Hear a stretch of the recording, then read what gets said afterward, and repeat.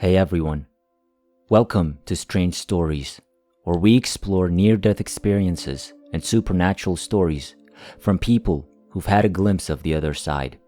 If you enjoy our content, please consider liking the video and subscribing to our channel. Without further ado, let's get to the story of the day. My Death and Resurrection.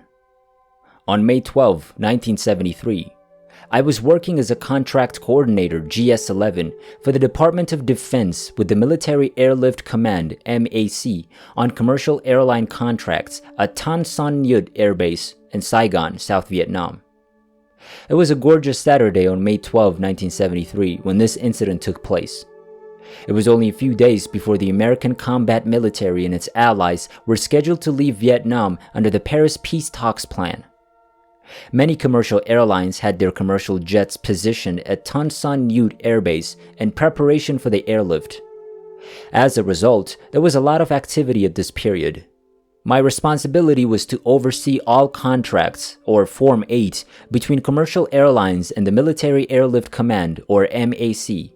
The Form 8 was the paperwork used to pay the airlines for their services to MAC. The captain of each aircraft that arrived at Tan Son Nhut Air Base signed this pay document.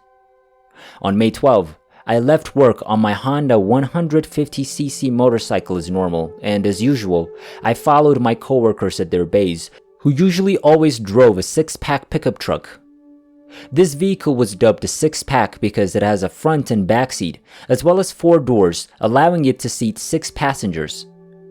It was a Saturday, which was also our Friday because we worked 6 days a week. I always rode my motorcycle with my friends, close behind the vehicle. We frequently went to the Tan Binh Hotel, which housed the majority of the folks I worked with. We'd go there, relax, and chat about everything. The war, the women, the globe, and what we were going to do when we got back home in America. As I rode behind the truck, we headed for a lonely bridge that crossed a small branch of the Saigon River, and then we turned right on a dirt road off the main paved road, which was a little faster to the hotel. I noticed a commotion off to the right of the road from the tree line, then the bright light of an explosion around the pickup, and the back window of the vehicle exploded. That's the last thing I remember. I'd seen the fog of combat and the cloud of misfortune, but never the mist of unconsciousness that I was experiencing at the moment. It seemed dreamlike, but there was a sense of actuality and solidity to where I was. I sensed a rough surface beneath my feet. I even stomped my feet to be sure I was seeing and feeling what I thought I was seeing. The space or chamber I was in appeared to be genuine and confined. As I approached a massive wall of what appeared to be windows, I was greeted by an extremely tall individual, clothed in a long off-white robe with long medium blonde hair and very white complexion, almost glistening. I felt so alive and cheerful, and I grinned just being there for some inexplicable reason. Also, when I say that I felt alive and so very happy after that encounter, I mean a feeling that I'd never had before or had never felt before in my life. Just then, a small group of people emerged from a room or space behind my left side. They were all congratulating me, and I had the impression that I knew them and that they knew me. I felt camaraderie and a strong sense of recognition, but I couldn't make out any face traits that would have allowed me to identify who they were or are. The tall person then motioned for me to go to the wide windows. Without saying, the individual urged me to keep an eye on the window in front of me. I saw the windows altered and began to show something similar to a movie, just like a giant screen TV. Indeed, I saw myself riding my motorcycle from above, and the entire ambush played out in slow motion before my eyes. I grinned and motioned to what was going on in front of me. I wasn't surprised or concerned about what was occurring to my companions or myself as we were slaughtered in the ambush. I tried to look around to see who was behind me, when a massive door-like wall gently moved open to my left, and a very bright light shone from the interior and slowly came into view. I tried to look closer, but the tall person told I couldn't go any further into the light. "Not yet," he explained. Then he implored me to keep watching the enormous window screen and the ambush that was going on. I was so comfortable and happy that I sought to figure out what was going on with me.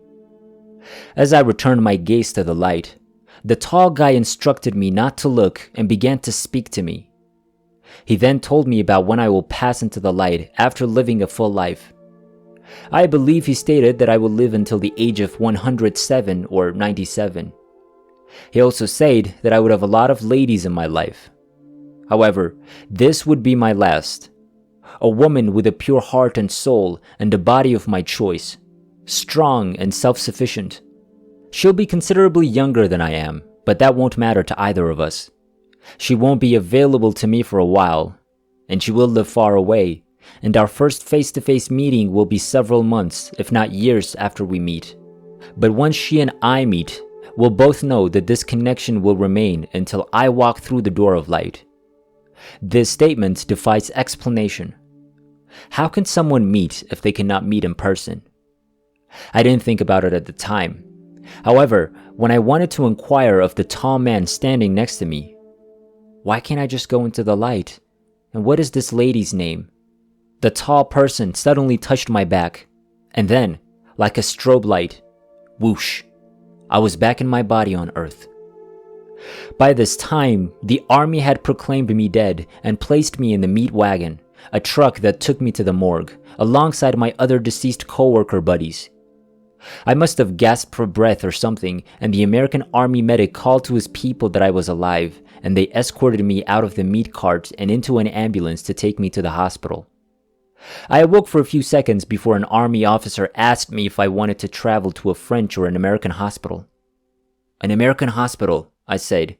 Then I went black again. After the second day in the hospital, a Seventh-day Adventist hospital in Saigon, as I lay in bed with tubes in and out of my body, a bullet on my ankle, a shattered clavicle, a concussion, and multiple shrapnel wounds, a nurse approached me and inquired how I was doing. I looked at her, then the rest of the room, and sighed to the nurse and myself. Oh my God, I'm back. The nurse laughed and commented, "Yes, you have returned. How are you feeling?" I believe I basically whined and requested some water. After a few hours of regaining consciousness, an army medic entered my room carrying some of my personal belongings. He then inquired as to where he should have my personal items delivered. He was carrying my attaché case, sunglasses, and watch. "How did you find it in the bushes?" I said, looking at my attaché case. The major was taken aback. "How did you figure out it was in the bushes?" I motioned for the major to have a seat and proceeded to tell him a story he'd never forget. Then I told him that I had seen the entire ambush from above and knew everything that had occurred. I told him that they had apprehended one of the South Vietnamese deserters who had shot at us, and that he had my watch, which he had taken off my body. I told him that all 6 of my friends had been slain, and that when the MPs arrived at the ambush site, they killed 2 of the deserters. Furthermore, I told him that a red-headed MP and a tall, skinny army medic came over to my body and declared that I was killed in action, or KIA, that you came over to confirm that I was indeed KIA, and that the medic threw a blanket over my body before they put me in the meat wagon headed to the morgue, and that he was the officer who arrived on the scene, dressed in a battle helmet and flak jacket. He was driving a Jeep with an M60 machine gun mounted on the backseat. I told him that he was also the one who discovered my motorcycle in the ditch and directed the MPs to carry it to the truck that they had there and load the bike into it. You should have seen the look on the major's face. His jaw dropped and he turned pale with amazement. "How could you know everything?" "Because your body was nearly 100 feet away from the truck and in a small ditch lower than the road, and then we covered your body with a blanket. How did you find out all of this?" I simply told him the truth and that I witnessed everything from above while staring at a giant television screen. He simply shook his head. He looked back at me 4 times as he walked out of the room, and as he left, he exclaimed, "Well, I guess there is life after death." "You have no idea, Major," I told him. "You know you were beneath that blanket for at least 20 minutes, he remarked. As the Major was leaving the room, the doctor entered, and the major asked the doctor if anyone else had come in to see me. "No, no one save you so far. He just woke up a few hours ago," remarked the doctor. The major then rubbed his brow, returned his gaze to me, gave me a thumbs up, and exited the room. Well, I don't believe I was in heaven. No, I'm convinced I was on an intelligent piloted spacecraft or an interdimensional spiritual place and time. All I know for certain is that I was in a real place with substance to my surrounds and a hard textural floor and walls. The tall person who was chatting to me without saying anything could have been my guardian angel or an extraterrestrial, or maybe they're the same person. I know in my heart that whatever he was, he cared deeply about me and my soul. I know this for a fact. And I'm also aware I now have a very special personal relationship with God and the entities who were with me at the time, even more than before, because I was reared as a Catholic and endured 7 years of parochial school. I wished to get to that bright, beautiful light, but I was not permitted to enter the region of ultimate happiness and contentment, at least for the time being. I'm not sure what I'm expected to do or why I've been sent back to this world, but I do know that in some way, someone has kept me from dying completely throughout my life. Because 2 years ago on this date, I was shot down for the 3rd time during the Vietnam War while flying in a CH-46 helicopter, and I was the only survivor out of 9 other Marine souls who died on that crash. I've also survived 2 civilian airplane crashes and 6 vehicle collisions. Why? I'm not sure. But I know that one day I'll figure out why. And one day I'll know when I find the woman I've been told about. I also believe she's carrying half of my soul and is unaware of it. And when we do meet, the chemistry in our eyes will shine through to our souls, and we will be one forever.